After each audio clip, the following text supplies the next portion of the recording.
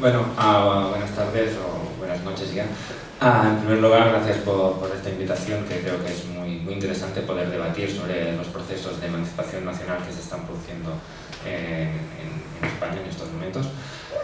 Sobre cómo hemos llegado hasta aquí, para mí, bueno, evidentemente estoy de acuerdo con lo que han dicho los compañeros, pero para mí hay, desde el punto de vista de Esquerra, hay 4 fechas que son bastante importantes, y lo digo un poco desde la visión y desde el protagonismo, desde las acciones que se han hecho desde Esquerra Republicana. En primer lugar, en 1996, donde se transforma un poco el partido de Esquerra. Hasta entonces era un partido independentista y nada más. Y es a partir de un congreso que se hace precisamente en Vilafranca del Penedès, donde se empieza la estrategia de la Esquerra Nacional, un intento de agrupar y de acumulación de fuerzas a partir de ligar el bienestar social, la justicia social, a partir de la idea de que solo puede venir a través de la independencia. Con esta estrategia se va creciendo a nivel de apoyo popular y se llega a la segunda fecha, que es el 2003, que es donde las fuerzas de izquierdas llegan a un acuerdo de gobierno y ponen fin a los 23 años de autonomismo dirigidos por la alma conservadora, que digamos, de Convergència i Unió y de Jordi Pujol. Es a partir de ahí, como ha dicho Xavi, que se empieza la reforma del Estatuto de Autonomía y por lo tanto se empieza a romper el marco que teníamos, el marco legal que teníamos de oasis catalán, un poco de confrontación con el Estado. Es a partir de esta confrontación que se empieza a poner de relieve que con el Estado no hay nada que hacer, no hay nada que pactar, porque todo lo que se vaya haciendo a partir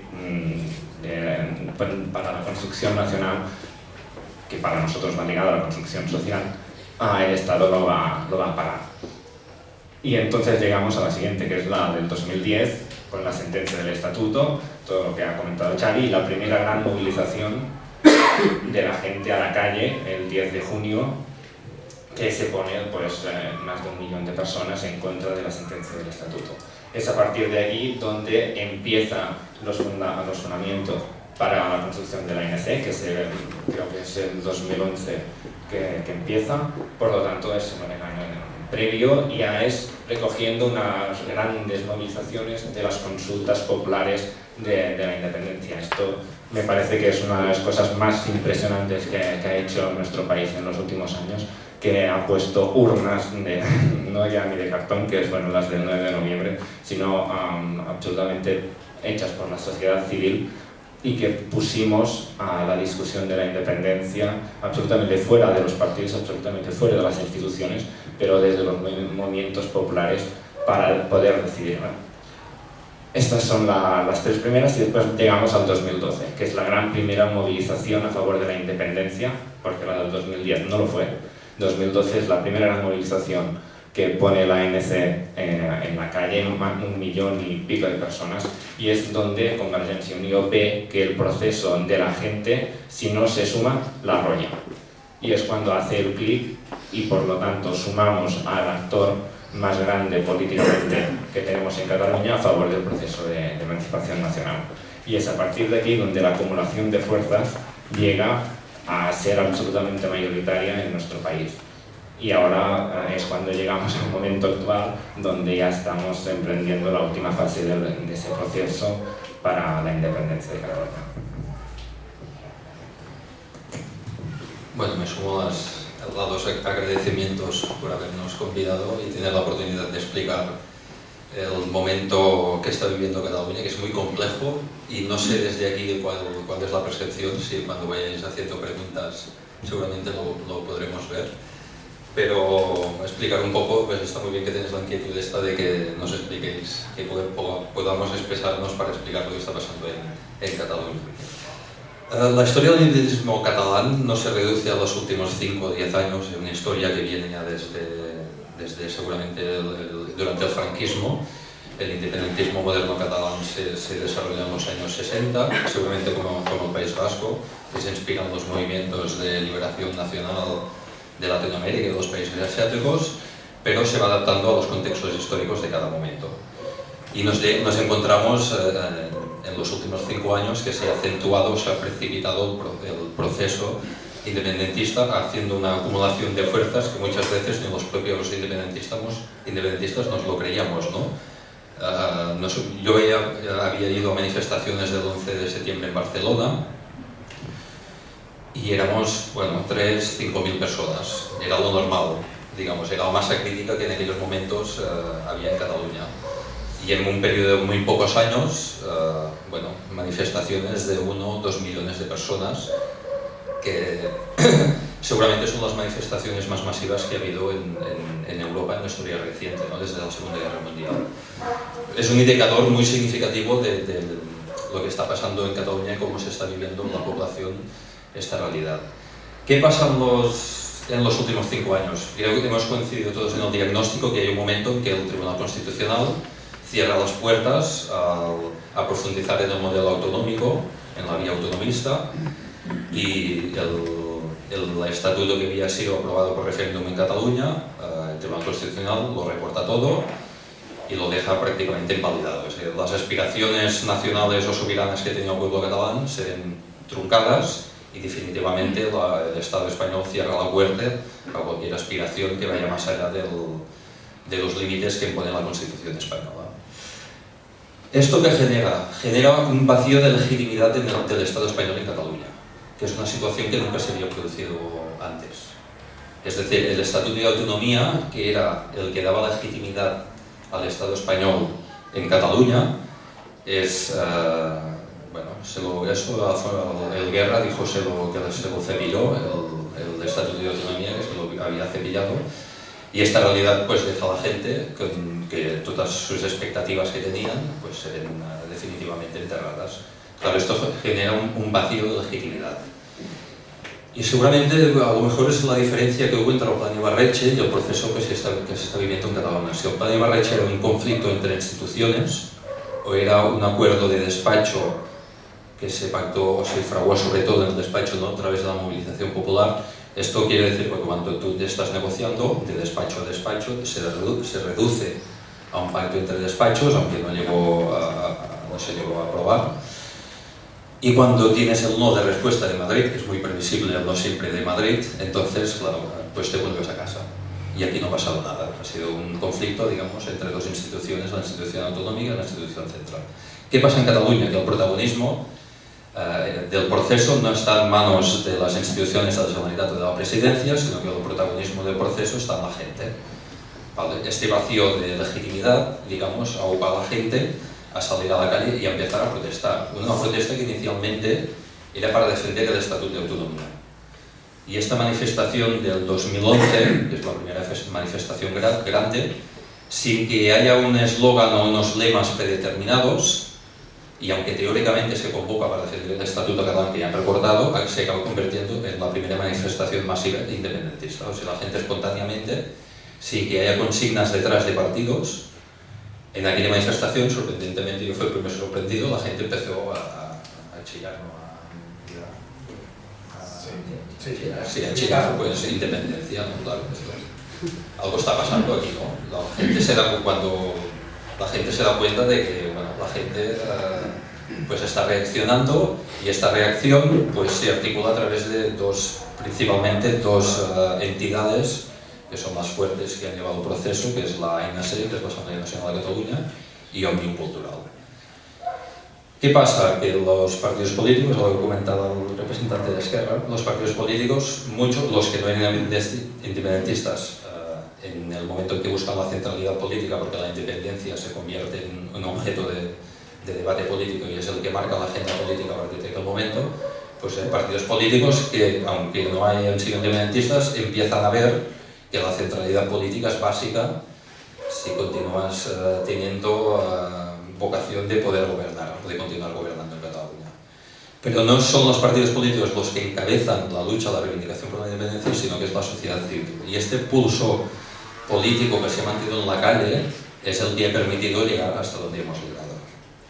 ¿Vale? Y esto llega a que al cabo de 5 años continuamos que el Estado, que ha jugado las cartas muy poco inteligentemente, en el sentido de que lo tenía relativamente fácil para frenar a esta ondada independentista, ofreciendo una cosa como un pacto fiscal, un nuevo pacto fiscal, un acuerdo fiscal, lo que sea. Con esto seguramente el proceso independentista que ha llegado hoy donde está no existiría. Y entonces, de manera accidental y seguramente sin quererlo, el Estado español también ha precipitado que se ha incrementado el volumen de personas que ahora mismo están reivindicando la independencia. Y hasta ahora el Estado español, todas las cartas que ha jugado han sido precisamente el efecto contrario seguramente de lo esperado, que es incrementar la masa crítica independentista que hay en Cataluña. En cuestiones, no solo en cuestiones de sentimiento nacionalista, sino sobre todo en cuestiones que la gente lo percibe como un déficit democrático. Es decir, la principal lucha que hay en estos momentos es la lucha por el derecho de autodeterminación del pueblo catalán, entendiendo que es un derecho democrático básico. Esto que ha facilitado que muchas capas de población, es que la realidad catalana es mucho más compleja que la realidad vasca, en el sentido de que el 70% de la población que vive en Cataluña es hija directa o indirecta de la inmigración, no solo la inmigración extranjera, sino la inmigración española, un 70%. Entonces, como habiendo un 70% de población que no es directamente hijo de catalanes, pues hay una mayoría social que defiende la independencia. Pues no se ha basado tanto en un sentimiento nacionalista como en un derecho democrático. Pero hay otra cuestión que también suma a que haya más gente que esté defendiendo la independencia, que es la crisis económica. La crisis económica es clave en este proceso. ¿Por qué? Porque la crisis económica afecta a las condiciones materiales de la gente. En Cataluña, no es una cuestión menor, en Cataluña el 20% de la población está bajo el lindar de la pobreza. Voy a decir muchos catalanismos porque no me desarrollo muy mal en castellano, perdonad, pero cuando hay un 20% de la población que está al límite de la pobreza, una crisis económica lo que hace, pues, tiene un efecto devastador a nivel social. Entonces, dado que uno de los elementos también de debate, de conflicto entre Cataluña y el gobierno de Madrid es el tema económico, que afecta a todos y todo el mundo lo puede percibir en su entorno cotidiano, en su entorno familiar, pues esto hace que la reacción sea aún mayor, ¿no?, de la que seguramente habría habido si no hubiera sido la crisis económica. Entonces, la suma de todos estos factores que son históricos, económicos y políticos dan como resultado que en un periodo muy breve de tiempo, pues la masa crítica independentista seguramente pasa de un 15%, me parece que estaba aproximadamente el 48%, estamos en las ordenaciones al 48%, ¿no? Estos factores son los que nos explican por qué hoy hemos llegado o por qué estamos en el punto en el que estamos ahora, porque si no, visto desde fuera, puede ser una cosa incomprensible, ¿no? ¿Cómo puede ser que los catalanes, ¿no?, que toda la vida han ido a remolque siempre, ¿no?, del pactismo con Madrid, ahora pues sea capaz de sacar 2 millones de personas defendiendo la independencia en Cataluña? Pues la realidad de la coyuntura más los elementos históricos son los que nos sitúan en el escenario que tenemos actualmente. Bueno, habéis hablado de la importancia de la sociedad civil en este proceso. ¿Qué estructuras hay en Vilafranca, aparte de los partidos políticos, estructuras que trabajan por la independencia? Grupos que trabajan el concepto. Sí, bueno, sí. Está la Comisión 11 de setembre, está la Asamblea y está Unión, las que son fuera de partidos políticos.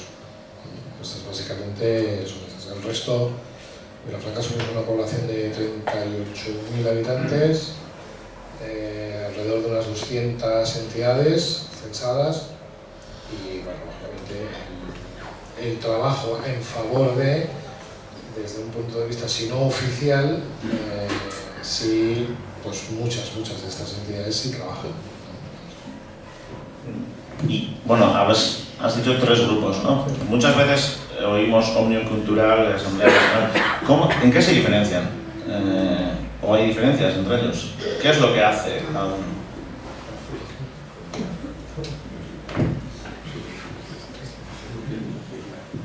Bueno, yo hasta hace un mes era vicepresidente de Omnium en la comarca.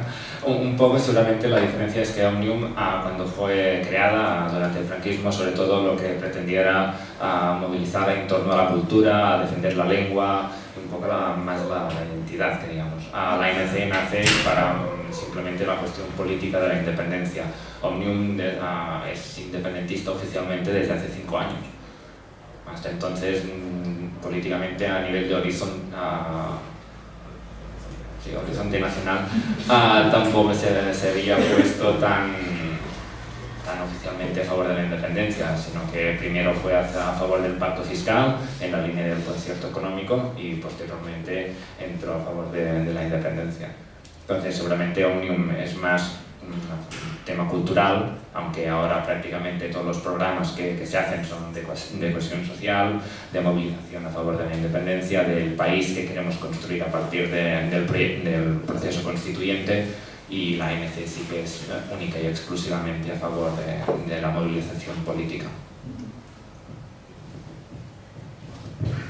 Sí, no, yo quería añadir que realmente esto sí que nos hicieron un favor a los españoles, en el sentido de que la falta de inversión tradicional de España en Cataluña ha provocado, es una de las causas por las cuales hay una riqueza de asociacionismo civil muy importante. Es decir, realmente en una población de casi 40.000 habitantes que hay 200 y pico entidades censadas, registradas en el registro municipal de entidades, creo que ya denota un poco el grado de riqueza que hay, ¿no?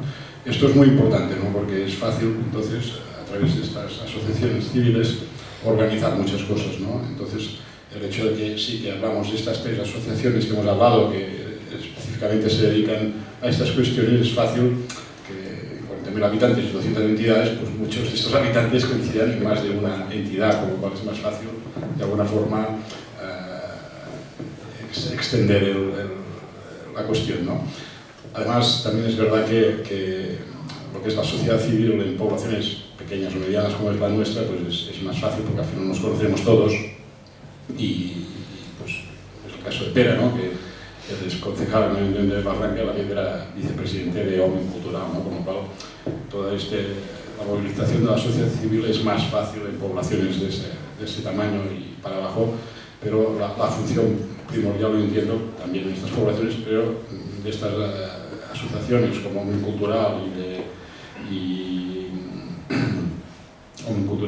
y la ANC, básicamente tienen su papel primordial en grandes ciudades, en ciudades de mayor población, donde quizá no hay tanta asociación pequeña, y es más fácil pues, que una asociación de ese tipo pueda extenderse y de alguna forma explicar todos sus objetivos, ¿no? Sí, yo creo que el éxito de la ANC, que es el principal agente movilizador de estos últimos años, se ve a 2 cuestiones. La primera es que están muy organizados, pero una estructura organizada, disciplinada y que es capaz de organizar una manifestación de 2 millones de personas que va de punta a punta de Barcelona, que tiene una complejidad muy grande, en el cual no solo organiza la ANC, sino que participa gran parte de las entidades, incluso de las fiestas mayores, los castillos, los bailes populares participan también de este proceso. Y la segunda cuestión que explicaría el éxito de la ANC también, porque claro, es una entidad que en pocos años ha conseguido miles de afiliados, ha conseguido financiarse no a través de las instituciones públicas, sino a través de los socios, que tiene mucho mérito también, porque es muy difícil. Pero ha sido capaz, o es la primera entidad que promueve la independencia fuera de las estructuras de partido. Es decir, la independencia siempre ha sido un objetivo político que corresponde a algunos partidos políticos. Ellos cogen y despartidizan el concepto de independencia y lo sustituyen por un elemento central que es la sociedad civil. Esto explicaría gran parte del éxito, que es lo que se ha venido diciendo transversalismo, ¿no? Transversalismo del independentismo. O sea, ha sabido trabajar para hacer crecer la base, no solo desde la derecha hacia la izquierda. Y este es en gran parte el éxito no solo de la ANC, sino la capacidad de convocatoria que ha tenido en estos últimos años. Bueno, no sé si hay alguna pregunta o seguimos. Bueno, mientras tanto, seguimos. Vamos a girar el punto de vista. Vamos a trasladarnos aquí, al País Vasco. ¿Cómo veis? ¿Qué fuerzas habéis notado a favor del proceso catalán? ¿A favor o en contra? Nosotros tenemos la sensación de que hemos estado un tanto fríos, tanto como los líderes políticos como la sociedad civil. No sé qué habéis notado vosotros.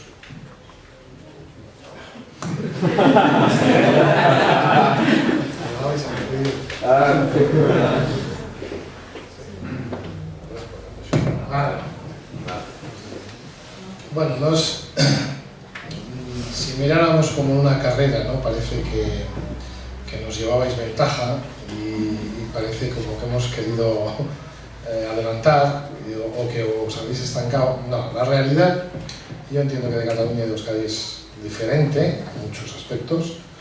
Quizá el querer llegar a una independencia pues seguramente es un objetivo que hoy pues podemos compartir, pero la realidad actual no es la misma. Uno de los elementos que Llorens ha marcado, que los factores que han sido en Cataluña han habido muchos, uno de ellos principal también es el económico. Aquí nosotros tenemos una gran diferencia. Incluso planteábamos, una de las cosas que se recortaron en el estatuto fue un concierto económico, ¿no? Es decir, nosotros nos deberíamos gestionar nuestros propios impuestos y colaborar en lo que tengamos que colaborar en la fiesta, ¿no? No es así. Entonces, claro, vuestra postura en este aspecto os ha permitido, en estos años sobre todo, mantener el tipo de una manera diferente a nosotros. Nosotros lo hemos pasado y lo estamos pasando mal, con un sistema de financiación que está obsoleto y claramente perjudicial para nosotros. Con la realidad que tenemos en Cataluña no podemos mantener esta política económica, y ese es un factor fundamental también en la movilización. Nosotros, la perspectiva es un poco diferente. Seguramente en cuanto a relación de alguna manera institucional o entre partidos o los partidos, si decimos, bueno, ¿qué papel ha tenido los políticos de Euskadi? Pues quizá nosotros, si hay, no nos llega tanto. Es decir, es un poco dicho de buen rollo, como que, bueno, no es una cosa que estéis participando con nosotros en el proceso. Bueno, está bien, seguramente estaréis de acuerdo en la mayoría de cosas que se puedan estar haciendo, pero no tenemos una percepción de colaboración directa. También nosotros entendemos que vamos en este aspecto muy de la mano. O sea, cuando el hermano mayor ya puede llegar a las 4 de la mañana, al pequeño como mínimo le vas a tener que dejar hasta las 4. Entonces, si nosotros conseguimos alguna cosa, todos somos conscientes de que después o al mismo tiempo vosotros también vais a estar. Entonces, quizá no jugamos tanto nosotros cuando hablamos del derecho a autodeterminación, el reconocimiento real de poder hacer un referéndum oficial también serviría para el País Vasco. Entonces, yo creo que si se consigue eso, pues también por parte de Euskadi debería estar. Pero no sé si seguramente, pero por hacer intervenciones largas. Bueno, sí, yo sí, estoy de acuerdo con Xavi. Quizá también un poco tenemos la percepción de que el proceso en Euskadi quizás se ha ralentizado un poco en los últimos años. Es decir, habíamos visto con ilusión pues, iniciativas como la de Ibarretxe, ¿no? Que sin embargo después quedaron frenadas y no ha habido una respuesta, no nos ha parecido que haya habido una respuesta importante por parte de la ciudadanía en el sentido de avanzar, ¿no? Parece que el PNV pues, está cómodo en esta situación que hay actualmente, ¿no? Y lo que es la izquierda independentista, pues parece que de momento tampoco no se puede mucho, por lo menos es lo que nos llega a Cataluña, ¿no? También ha pasado que es verdad que vosotros estáis en una situación un poco más cómoda económicamente, la visión que tenemos desde Cataluña, en el sentido que tenéis el cupo, tenéis el concierto y por lo tanto tenéis de alguna forma la sartén por el mango, ¿no? En nuestro caso es muy distinto y además las magnitudes son muy distintas, con lo cual es cierto que la prisa que nos ha venido ahora, acuciada por la crisis, pues ha hecho que esto se acelera de una forma importantísima, ¿no? Incluso pensar que uno de los primeros movimientos que hubo, incluso antes de que existiera la ANC, por ejemplo, pues eran grupos de empresarios por la independencia, porque veían pues, que tenían un gobierno en contra, un Estado en contra, que por ejemplo impedía que el corredor ferroviario pasara por el Mediterráneo y sin embargo apostaban pues, por el centro, cuando toda la razón económica pues, parecía que tenía que ir por el eje mediterráneo, cuando todavía no hay una autopista que una pues, los antiguos países catalanes, por ejemplo, o que tengamos que pagar peajes en todas partes por todo lo que comporta de poca competitividad y poca productividad de nuestras empresas, ¿no? Es decir, esto ha provocado también que nosotros nos coja mucha más prisa, ¿no? Y se ha acelerado mucho, ¿no? Y quizá tengamos esta visión de que, bueno, en vuestro caso quizás estéis en una situación más tranquilos porque la situación económica parece que la tengáis mejor manejada, ¿no? Y además, cuando vemos a grandes líderes españoles prometiendo la igualdad entre todos los españoles, sin embargo no cuestionan en ningún caso pues, el concierto vasco, ¿no? En este caso, pues esto nos produce estupor, ¿no? Y quizás un poco la opinión que tengamos mayoritariamente ahí.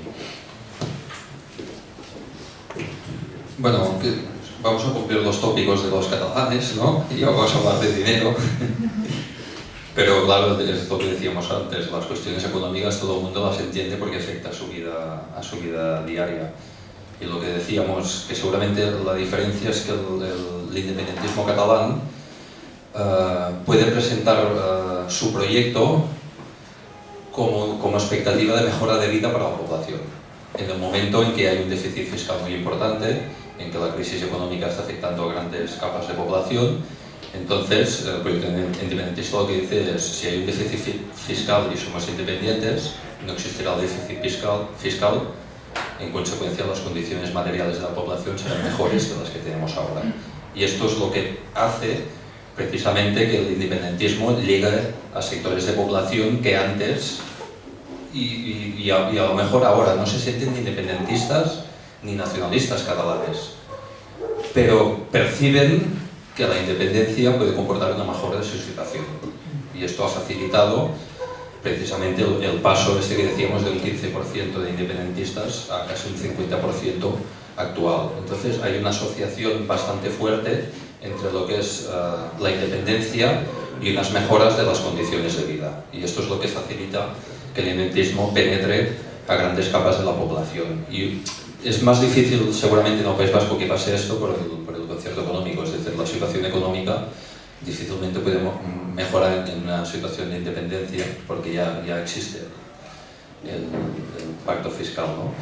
Entonces, claro, son realidades realmente, o sea, aunque se compara constantemente, las realidades son bastante diferentes, la complejidad es bastante diferente. Yo entiendo también que en este momento gran parte del esfuerzo político que se está haciendo en el País Vasco va para facilitar el proceso de pacificación, ¿no?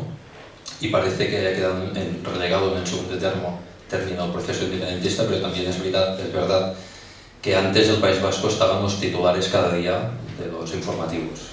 Cada día habría los informativos con la noticia del País Vasco, sea del tipo que sea.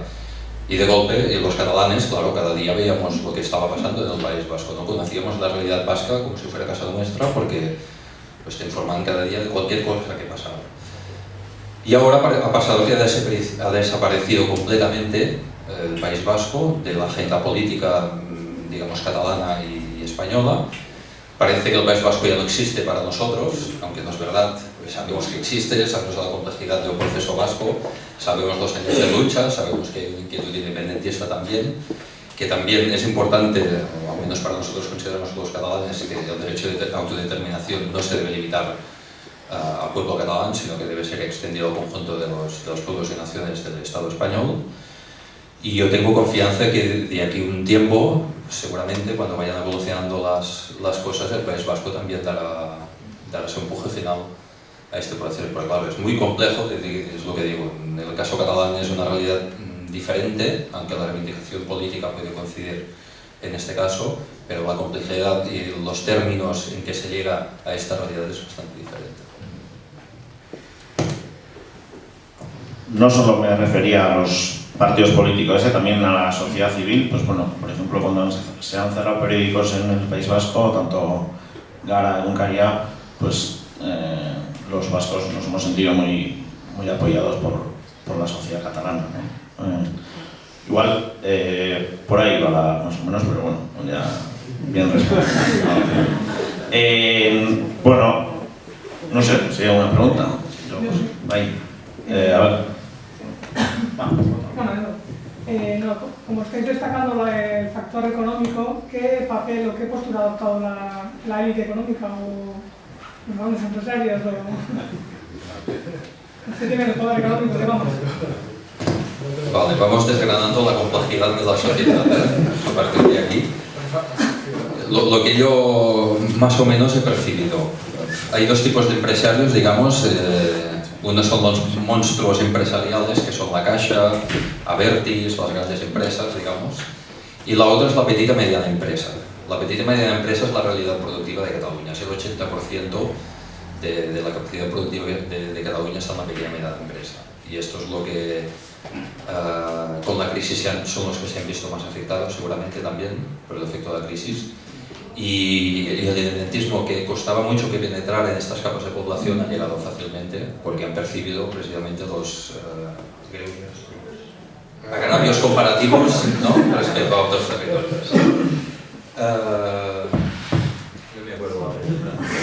No, a ver qué postura ha adoptado la élite económica, grandes empresarios. Entonces, los grandes empresarios, por lo que se intuye, o por lo que van diciendo públicamente, no son muy partidarios de la independencia. Algunos lo dicen abiertamente, otros callan, que son los que se curan en salud, que digamos, pase lo que pase, yo quiero estar bien con el poder, ¿no? Pero la gran patronal, que se va visualizando siempre con la Caixa, no son partidarios de la independencia.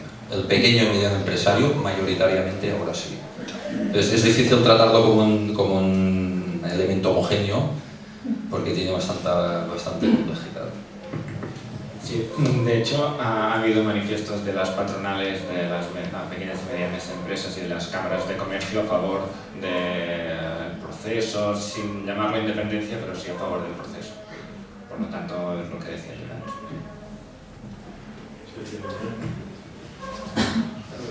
De hecho, hay empresas como Grifols, por ejemplo, que es una multinacional del plasma, ¿no?, de sangre, que es una multinacional, es una empresa, creo que cotiza en el IBEX incluso, y que son partidarios de la independencia, por lo menos su presidente lo ha anunciado, y sin embargo hay otras, como habéis oído, pues que incluso han animado a sus trabajadores a votar en contra, porque si no esto sería un desastre más absoluto, ¿no? Lo que pasa es que yo quiero hablar, creo que es cierto, es así, el 90% de las empresas son pequeñas y medianas y por lo tanto son más bien partidarias de la independencia en su mayor parte, sobre todo a partir de cómo se han pronunciado sus patronales, ¿no? La mayoría de patronales pues se han pronunciado a favor, y estas grandes que más bien dependen del pacto del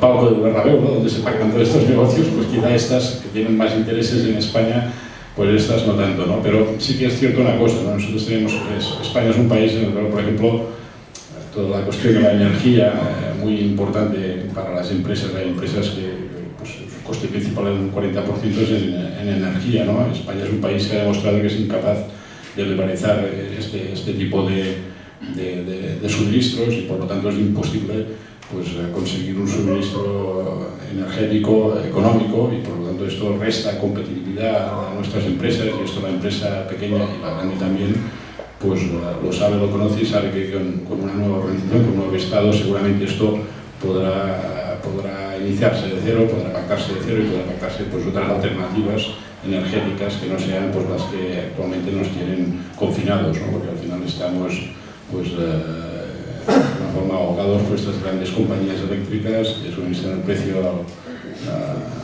que quieren, y que nos tienen pues, de alguna forma controlados a nivel de precios, ¿no?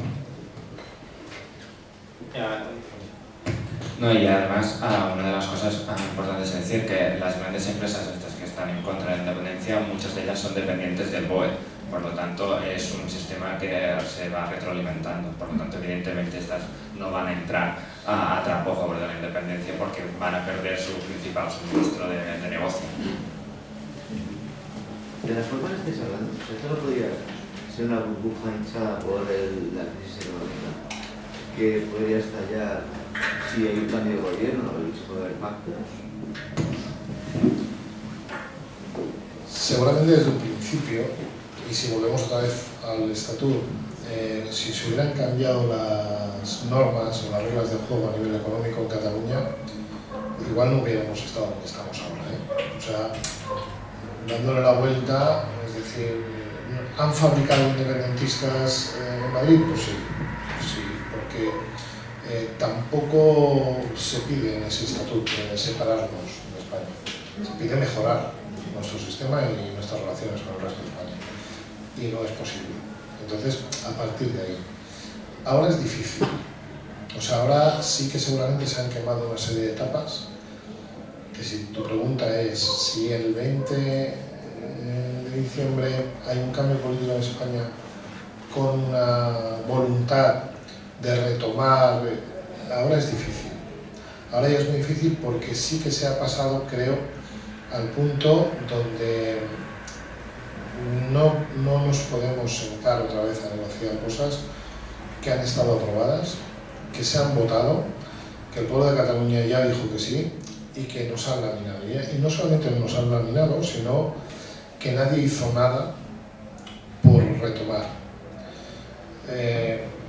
A nadie se le escapa que el Tribunal Constitucional iba a decir que una serie de artículos no podían entrar. Bueno, y aquello se aprobó en Madrid, con lo cual los partidos que estaban de acuerdo en aprobar aquello, cuando se habla ahora, no, es que podemos reformar la Constitución, o sea, son cantarella, son cuentos que ya nos pilla como muy de lejos, decimos, pues hacer lo que queráis ya con esta Constitución. ¿Por qué? Porque en su momento, cuando el Tribunal Constitucional dice este artículo, este y este, referidos, por ejemplo, al tema económico, no entra en la Constitución, pues se modifica, se propone, y los mismos partidos que aprobaron podían modificar y podían presentar. No se hizo nada. Nadie hizo nada. Todo el mundo dijo, vale, pues ya está. A estos les han dicho que no, y aquí no pasa nada. Claro, políticamente los que están mandando o gobernando en Cataluña es residual, muy residual hasta el punto de vista, pues no sé si tienen un ayuntamiento en toda Cataluña, un PP. Claro, no es, de alguna manera les da votos estar en contra. Entonces, no sé si el PP bajará mucho o no, si subirá, es como, bueno, que ahora ya no es una cuestión de decir, venga, vamos a volver. Ya el chip del autonomismo y del pactismo en este aspecto pues se ha cambiado, porque en definitiva sí que ha calado una cosa que es ilusión, incluso como decía Llorens, en gente que no ha sido independentista desde un punto de vista identitario, pero sí desde un punto de vista de intentar crear un nuevo país, con lo que comporta de modificar todo aquello que en un país no ha funcionado, corrupción, muchísimas cosas que pueden haber habido, y decir, bueno, pues tenemos la ocasión de poder hacer un país nuevo, y eso de alguna manera lo que no se entendía en las manifestaciones que han habido de 1,5 millones, 2 millones de personas es, los que hemos estado hablando de manifestaciones, la ilusión que veías ilusión, y eso ahora te pueden decir, bueno, no, pero igual si ponen uno allí, que a lo mejor que sí, ya, yo creo que ahora, bajo un punto de vista, ya no juega.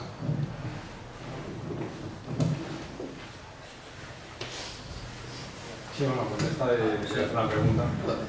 El Estado español tiene un problema, que es incapaz de resolver democráticamente los conflictos que se dan en su territorio, porque tiene una estructura tan rígida, que no lo puede concebir sin destruirse, para decirlo.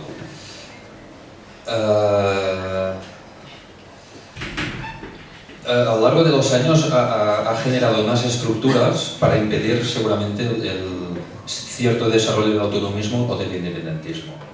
Y durante tantos años ha desarrollado tanto estas estructuras y tienen tanto peso que aunque cambie la voluntad política en Madrid, la propia estructura del Estado, ahora sobre todo el Tribunal Constitucional, lo impediría. Es decir, imaginemos en un escenario en que ganara una de las fuerzas políticas en las elecciones generales que ha dicho que está a favor del derecho de autodeterminación, ¿vale? Que es Podemos o Izquierda Unida. Supongamos que ganan y que nos dejan hacer un referéndum de autodeterminación, que hay la voluntad política de ofrecer esto. Automáticamente el Tribunal Constitucional lo va a suspender, no lo va a dejar hacer. Entonces, no puede resolver políticamente los conflictos democráticos que existen porque las estructuras del Estado no lo van a permitir. Este es el primer problema. Por lo tanto, el Estado no puede ofrecer una solución democrática al problema catalán porque la propia, como fue concebido durante la transición, lo impide.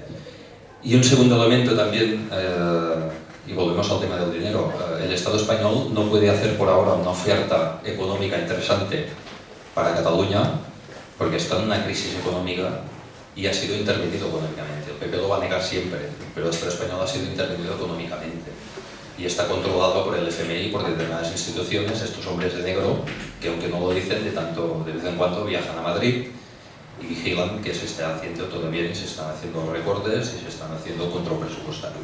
Entonces, el hecho de que esté intervenido económicamente el Estado español impide que pueda hacer una oferta del tipo, pues ahora os vamos a ofrecer un concierto económico. No lo puede hacer porque es inviable materialmente.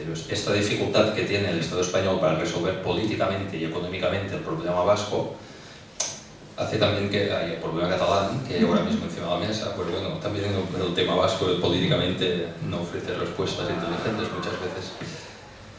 Esto sitúa en que al final esto no es un choque entre instituciones, entre la Generalitat y el Estado español. Esto es un choque de legitimidades democráticos, entre la voluntad soberana del pueblo catalán y la estructura del Estado español. Nosotros le decimos, esto no es un conflicto entre España y Cataluña, no es un conflicto entre los catalanes o los andaluces o los catalanes o los gallegos. El conflicto es entre nosotros que nos queremos reconocer como soberanos democráticamente hablando, y el Estado español que lo impide. Entonces, un conflicto de naturaleza democrática que las estructuras actuales del Estado no pueden solucionar ni pueden dar respuesta. Bueno, voy a hacer una pregunta. ¿Cómo es que Junts pel Sí y la CUP, cómo se ve desde Cataluña que después de todo el proceso impoluto de la sociedad civil, que voy a meter un poco en la llaga, no hayan hecho un acuerdo ya? Cuando ha habido todo un proceso... Mira, nos hemos pasado 4 horas discutiendo con el coche. Bueno, por eso era muy importante que viniera Llorens, ¿no? Porque es representante de la CUP, pero es verdad que es muy difícil, es decir, no es imposible, yo creo además que se consiga. Si tenéis tiempo... Pero realmente es un acuerdo muy difícil porque estamos hablando de fuerzas, en el caso de Convergencia pues, y en el caso de la CUP pues, muy distanciadas, ¿no? Ideológicamente, y por lo tanto llegar a acuerdos que no implican únicamente investir. Está también Esquerra por el medio, pero un poco de puente, ya, pero no, realmente entre Convergencia y la CUP pues, hay diferencias abismales, ¿no? Incluso la CUP, por ejemplo, propugna pues, estar fuera de Europa y fuera del euro. Imagínate, para Convergencia esto es impensable, ¿no? También es verdad que ese tema ha quedado fuera de las discusiones, hoy lo hablábamos cuando subíamos, ¿no? Porque ya son conscientes de que es un tema que está superando los límites, las líneas rojas, ¿no? Pero esto entraña mucha dificultad porque estas negociaciones contra lo que pueda parecer no van únicamente sobre si se inviste a más como presidente o no, sino que van bastante más allá. Es decir, aquí se trata de construir un Estado, esto es un reto, pues, muy enorme, ¿no? muy importante y muy complicado, y no solo hay que pensar en quién va a presidir un país, sino que también hay que pensar en todo lo que vendrá después y cómo se va a hacer y qué planes se van a articular en caso de que falle el A y cómo se van a solucionar pues, los temas económicos y si hay que hacer un plan de choque económico, por ejemplo, de emergencia, como se está proponiendo desde la CUP, pues cómo se va a financiar ese plan y bueno, quién nos va a reconocer después en el mundo cuando proclamemos la independencia y en qué fases lo vamos a hacer. Es decir, que va bastante más allá de lo que es la simple investidura de un presidente, y eso conlleva muchas dificultades de negociación cuando las dos fuerzas, o dos de las tres fuerzas que están ahí metidas, pues están divergen tanto ideológicamente, ¿no? Pero aquí lo apasionante es lo que te pueda contar Lorenzo, porque es de la CUP y de alguna forma es el que te puede explicar más cosas. Era una pregunta inevitable. A ver... Yo estoy en Secretariado Nacional y esto quiere decir que estoy viviendo muy de cerca todo el proceso de negociación y cómo está avanzando el tema.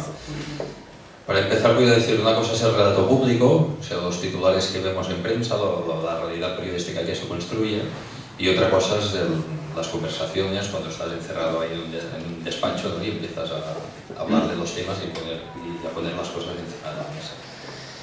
Ciertas cosas no las voy a contar porque aún estamos sentados en esta mesa de negociaciones para preservar, digamos, que vaya el buen desarrollo, pero es mucho más complejo de lo que se puede parecer desde fuera. Complejo en muchos sentidos. No es un interlocutor a dos lados, no son dos interlocutores, que es CUP y Junts pel Sí, sino que Junts pel Sí está formado por Esquerra, que tiene una orientación política, por Convergència, que tiene otra ideología política, y los independientes, que van por otro lado.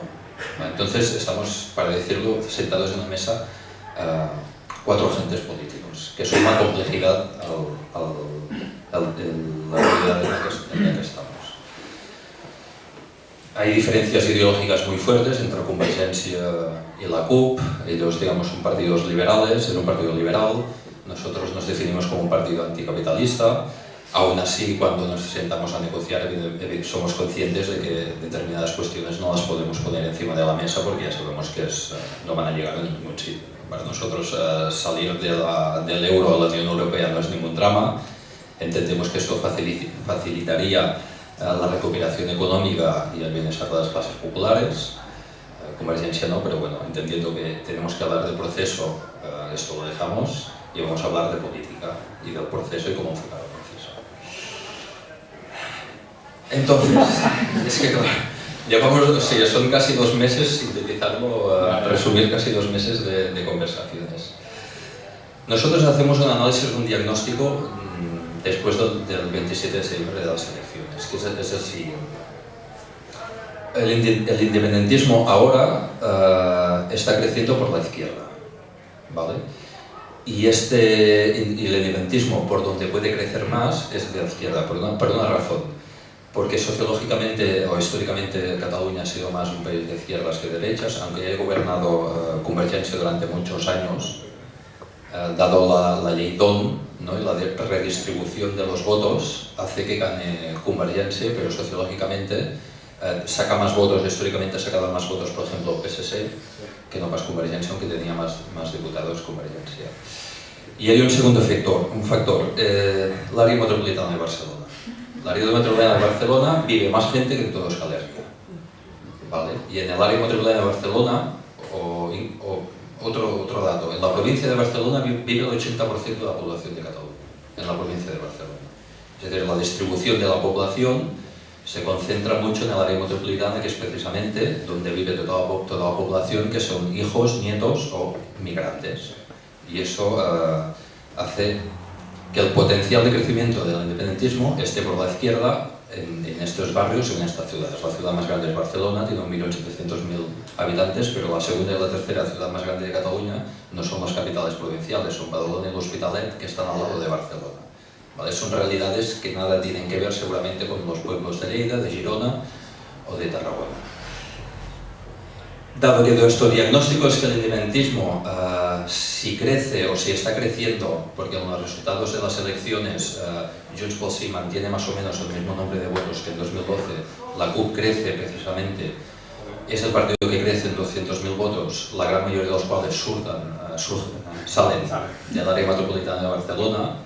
Entonces nuestro diagnóstico es, vale, si crece el independentismo, que necesitamos continuando crecer para superar el 50%, esto será en el área metropolitana, en barrios históricamente obreros y de izquierdas. Esto quiere decir que para nosotros una línea roja es que el futuro presidente del gobierno no sea representante de un partido de derechas.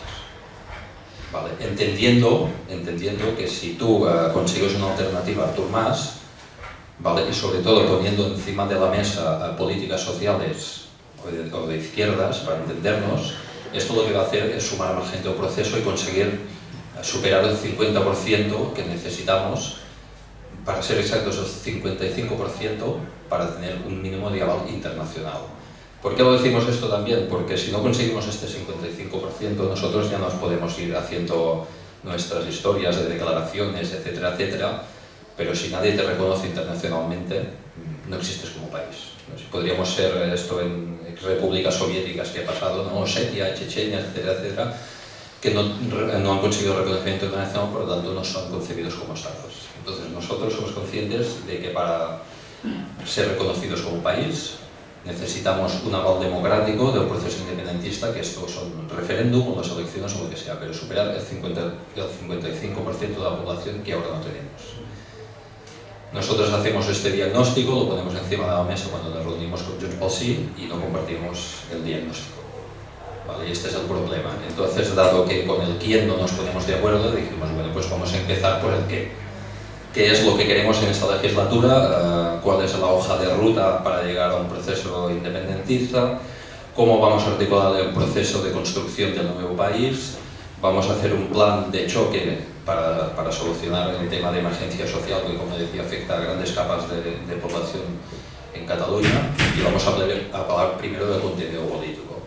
Pues llevamos 2 meses en esta fase, ¿no? De vez en cuando va sonando el nombre de Artur Mas, y en este punto no hay acuerdo, y seguramente no habrá acuerdo. ¿La sociedad civil no es posible que se deshinche un poco? Esto ya son hipótesis de futuro que... No, evidentemente nosotros trabajamos en todos los escenarios, contemplamos todos los escenarios posibles, porque tenemos que tener la responsabilidad política de no partir del, negociar con Convergencia y Junts pel Sí, no vamos a llegar a ninguna parte, cada uno en su casa. Tenemos una responsabilidad política, que es hay una mayoría independentista surgida de las elecciones democráticas del 27 de septiembre, y vamos a mirar de entendernos para conseguir la independencia. Pero no es tan fácil, el debate no se puede reducir a investir a Artur Mas o no, porque hay otros elementos políticos y una complejidad mucho más grande que dificultan todo esto. Es complicado y sé que es largo.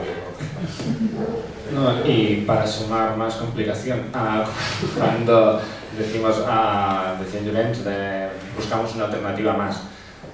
Nosotros desde Esquerra un poco estamos en medio intentando hacer un superglue a ver si lo pegamos un poco, pero nos encontramos que a pesar de que comparto prácticamente al 100% el diagnóstico, pero nos encontramos que en el Parlamento Artur Mas sigue siendo el candidato que reúne más votos, porque Convergencia, si no es Artur Mas el candidato a presidente, se aparta.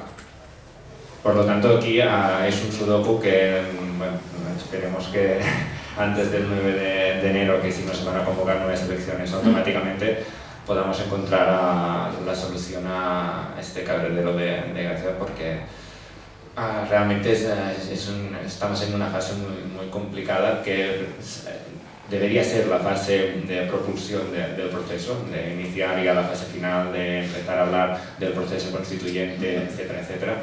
Y en cambio estamos un poco ahí parados para ver cómo podemos solucionar el tema de la investidura, que no es solo el tema de la investidura, sino el tema de cómo damos estabilidad a esos 18 meses, que en principio es lo que estamos ahora a punto de empezar. Yo creo que a nadie se le escapa que es uno de los puntos que ya se han pasado complicado. Y no es nada fácil de poderse poner de acuerdo. Hay 4 actores encima de la mesa y toda una sociedad civil detrás, empujando. Entonces, ni con prisas, ni tampoco se puede eternizar, porque hay unas fechas que están marcadas, ¿no? Si es antes del 9 de noviembre, pues habrá acuerdos, si no, pues habrán otra vez elecciones. Quizá el escenario de las elecciones seguramente ninguno lo quiera, porque quizás sí volvería otra vez a tener que votar. Pero también se ha de poder explicar que no es nada fácil. Quizás las declaraciones de algunos miembros de algunos partidos poniendo presión pues no favorezcan, porque lo que al final llega al ciudadano es, bueno, pues no se están poniendo de acuerdo. Todo lo contrario, es decir, las líneas rojas cada partido las tiene marcadas en no levantarse de la mesa, y lo primero de todo siempre está en el proceso. Entonces, por el proceso se están, lógicamente, haciendo renuncias, cada uno haciendo su estrategia y poniendo las cosas encima de la mesa, pero ningún partido se ha levantado de la mesa y esperemos que ninguno lo haga hasta que llegue a un acuerdo. ¿Alguna otra pregunta? Yo tengo una. Bueno, iba relacionado a lo último que habéis comentado. Me extraña un poco la situación de Esquerra, porque hace 2 años, si no me equivoco, todas las encuestas daban que Oriol iba a ser presidente, sí, ¿no? Bueno, había unas negociaciones y, bueno, ¿qué reflexión hacéis desde Esquerra en ese sentido? Del papel que jugáis ahora, con Junts per Sí, el superprotagonismo de Artur Mas, que parece alguien, ¿no? En fin, intocable, no sé. Sin más, ¿qué reflexión? No, lo primero es que entendemos muy bien a la CUP lo que está sufriendo en estos momentos. Claro. Eso va porque, es decir, Esquerra lidera los sondeos hasta el 9 de noviembre del año pasado. Durante la legislatura, desde el 2012 al 2014, Esquerra es quien lleva la ventaja en todos los sondeos que se publican desde organizaciones públicas, medios privados, etc. A partir del 9 de noviembre se invierte la tendencia a partir de que Convergencia logra poner a nivel social de que la culpa o que Esquerra está actuando de forma partidista en torno a la consulta del 9 de noviembre, que es cuando Artur Mas decide que no se va a hacer la consulta a partir de la impugnación del Tribunal Constitucional y se transforma en ese proceso participativo que es lo que acabamos haciendo el 9 de noviembre. A partir de allí, y del 9 de noviembre y de la apuesta de Mas de la lista única para hacer las elecciones, es donde se va invirtiendo la percepción social que tiene Esquerra. Y nos encontramos que resistimos 9 meses, que llegamos a pactos con Convergencia, pero que al final esos pactos pues no se cumplen y se sigue insistiendo con lo de la lista única. Por ejemplo, llegamos a un acuerdo, me parece que es el 14 de enero de este año, en el que apuntábamos que las elecciones serían en septiembre, que iríamos en listas separadas y que a cambio, por decirlo de alguna manera, nosotros votábamos los presupuestos. A partir de que damos el voto a favor de los presupuestos, el día siguiente ya se está volviendo a hablar de la lista única, etcétera, etcétera, etcétera. ¿Por qué acabamos en lo de Junts per Sí? Porque no pudimos resistir más. Es así de crudo. Pero simplemente, y también porque Convergencia, en este caso Artur Mas, pone un punto final, ¿no? O es lista única o no hay elecciones. Entonces nosotros siempre estamos un poco cortados en nuestra línea roja, que es que el proceso avanza. Cuando nos dicen si no hacéis esto no va a haber proceso, y aquí las entidades civiles juegan un papel bastante subsidiario a Convergencia, nos encontramos que estamos solos defendiendo lo que acordamos y que si no hacemos lo que se nos pide no va a haber 27 de septiembre, no va a haber avance del proceso y por lo tanto estamos en un bajón del movimiento independentista. Pues con eso que ahora llamamos generosidad y hacer todos los sacrificios que se tengan que hacer para seguir avanzando, lo hacemos.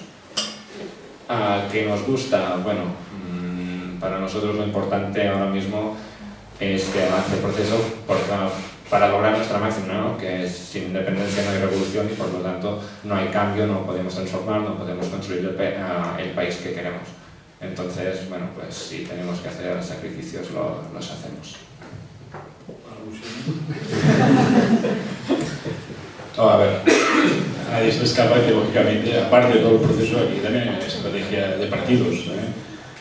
Entonces, Esquerra está en una situación que es la que es, Convergencia está en una situación, la vista de casos de corrupción graves, una desdelegación con Unió, rompiendo una coalición de 40 años, de 38 años. Todo esto son estrategias, la CUP también tiene su estrategia, porque realmente cada cual pues también mira por sus intereses del partido, ¿no? En ese caso, en ese sentido, pues Esquerra, por ejemplo, alguien puede pensar que el hecho de no estar dentro del gobierno de la Generalitat pues también es una situación muy cómoda, ¿no? En el sentido de apoyo, pero no me desgasto desde el punto de vista de los recortes económicos que hay que hacer cuando gobiernas y tienes una asfixia económica por parte del gobierno del Estado, ¿no?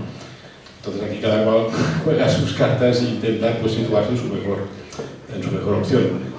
También es cierto que las asociaciones que antes hablábamos, como Òmnium Cultural y como la Asamblea, pues propugnaban ir a una lista única a las elecciones y aquí pues había una cierta presión para que esto se consiguiera, ¿no? No sé si coincides conmigo, pero está la hemeroteca de que realmente pues sí que había una cierta presión para que se concurriera juntos en el sentido de que, incluso con la CUP, en el sentido de conseguir una lista única que aglutinara todo el independentismo.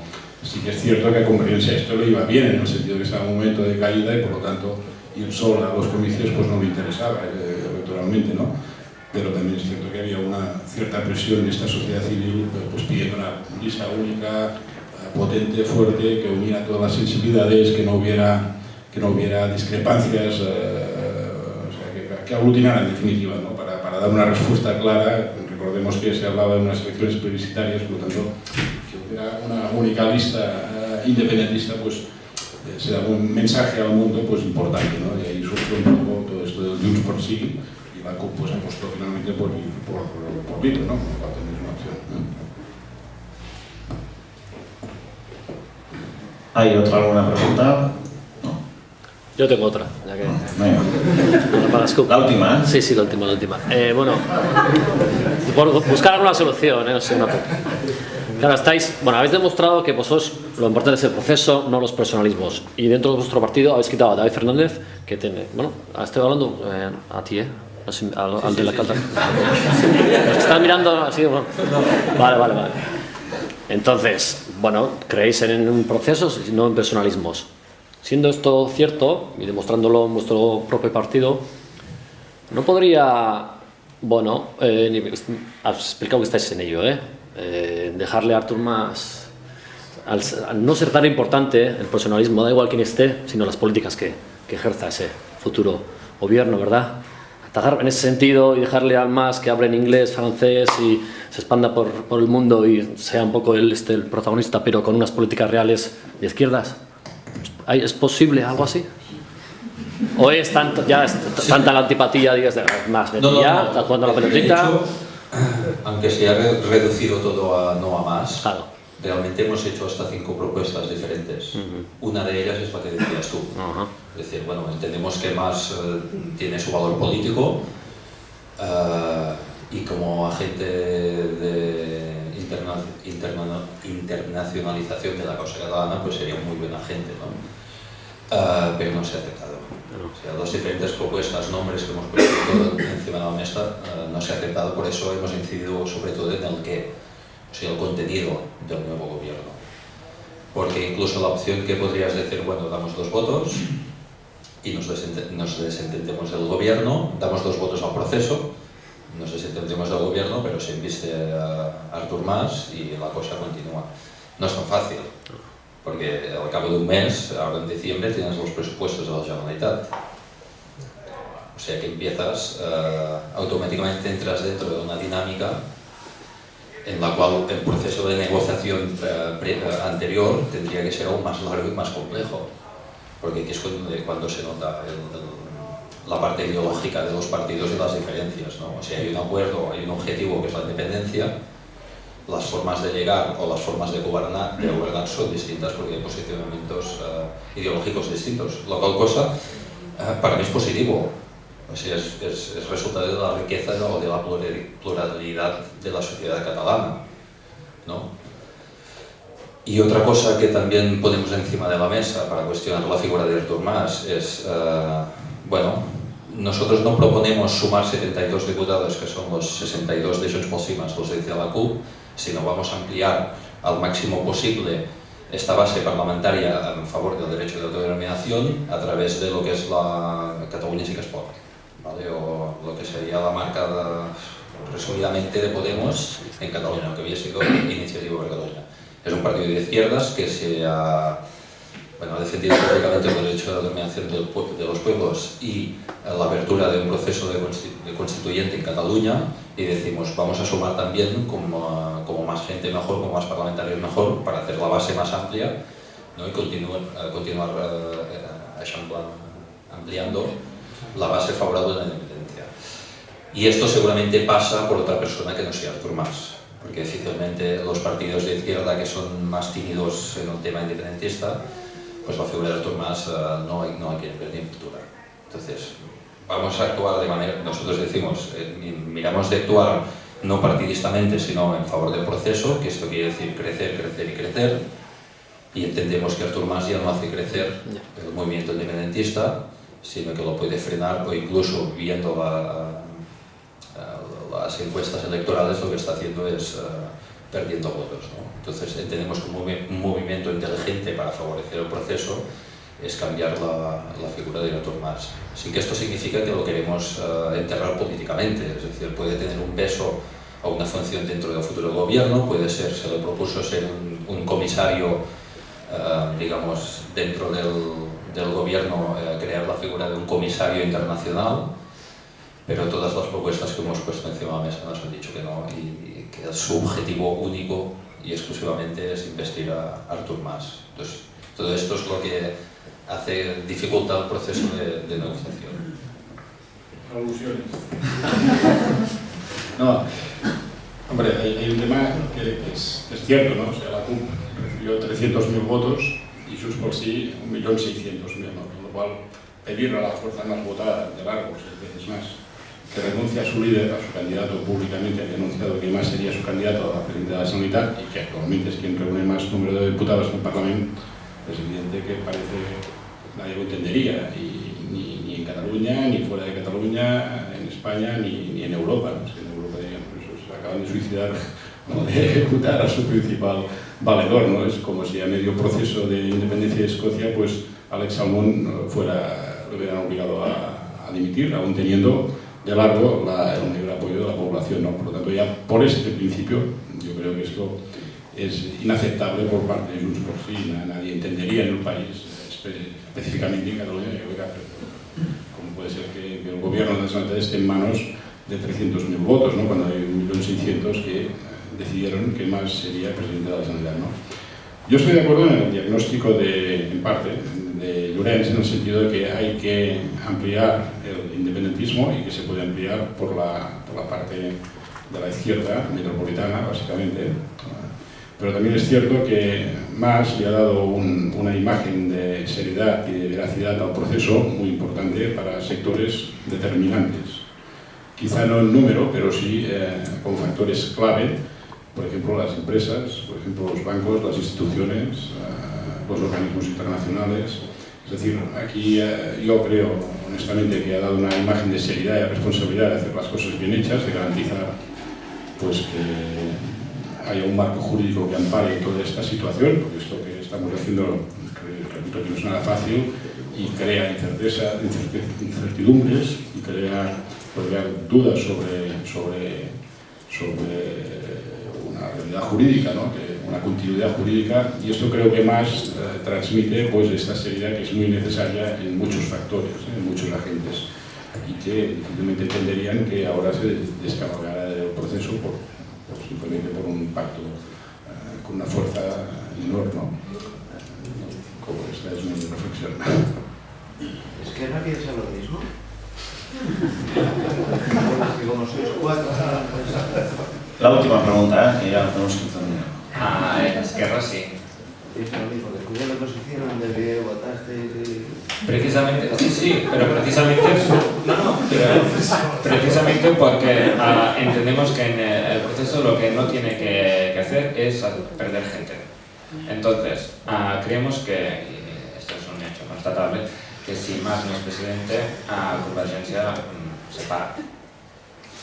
Y ahora mismo, repito, no tenemos ningún otro candidato en el Parlamento que pueda reunir más votos para ser presidente. Entonces, por eso digo que la situación es muy compleja, porque estamos intentando